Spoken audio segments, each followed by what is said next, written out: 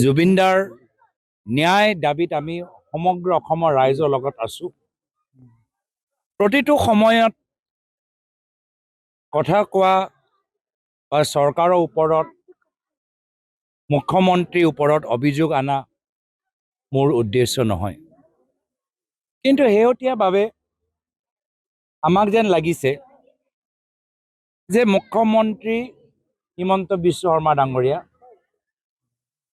জুবিন দাক আমি সকলোৱে যিমান শ্ৰদ্ধা কৰোঁ তেওঁ নকৰে।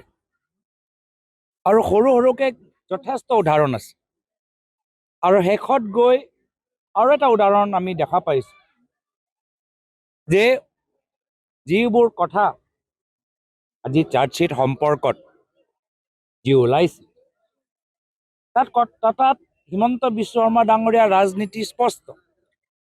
ন্যায় নহয়, জুবিনদাৰ চৰিত্ৰ হনন তেখেতে বিচাৰে।